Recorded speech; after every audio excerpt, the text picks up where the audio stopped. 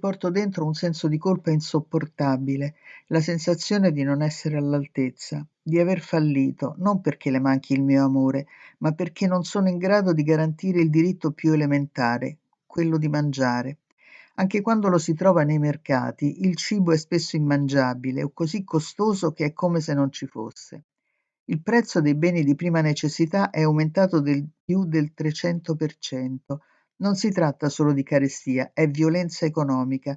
Ci stanno affamando intenzionalmente.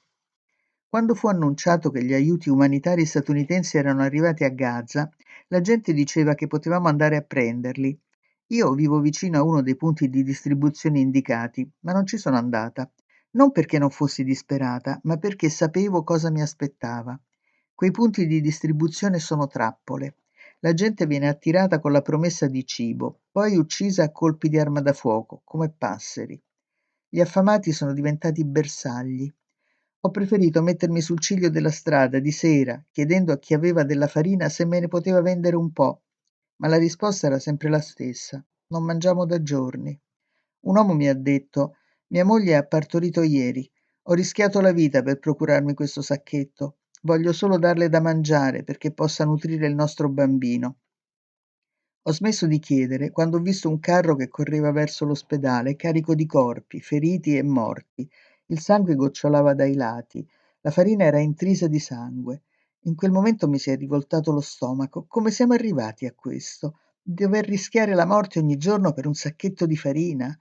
In seguito sono uscita di nuovo, stavolta di giorno, per raccogliere immagini di chi riceveva la farina vicino alla spiaggia, in un punto di distribuzione. Nell'aria si addensava il ronzio dei droni israeliani. Le navi da guerra incombevano al largo della costa. I carri armati erano schierati a meno di 1 chilometro di distanza. Eppure migliaia di persone si erano radunate dopo aver camminato per ore sotto il sole cocente, con la speranza di qualche pugno di farina. Quando sono arrivati i camion con il cibo, sono cominciati i bombardamenti. I carri armati hanno sparato sulla folla, senza preavviso. Le persone che avevano camminato a piedi nudi tra le macerie solo per sfamare i propri figli venivano uccise sul posto. Sono scappata. Non sono riuscita a finire le riprese. Il luogo si era trasformato in un campo di battaglia pieno di urla, fumo e corpi che esplodevano. Da quel giorno per me il sapore della farina è cambiato. Non è più solo cibo, è un simbolo, qualcosa che desideriamo ardentemente, per cui siamo disposti a morire, che porta con sé il peso del dolore. Anche adesso farei di tutto per un po' di farina, per cucinare qualcosa per mia figlia, ma non posso dimenticare come quella farina è stata consegnata, imbrattata di sangue, avvolta in un sudario di morte. A Gaza il cibo è diventato un'arma, ci bombardano dall'alto, ma siamo anche sistematicamente ridotti alla fame.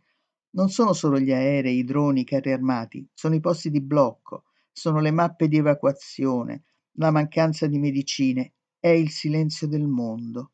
È il bambino che muore fuori da un ospedale perché non ci sono più medici, né carburante, né chirurghi, né speranza. È la madre che cerca il riso in un mercato andato a fuoco.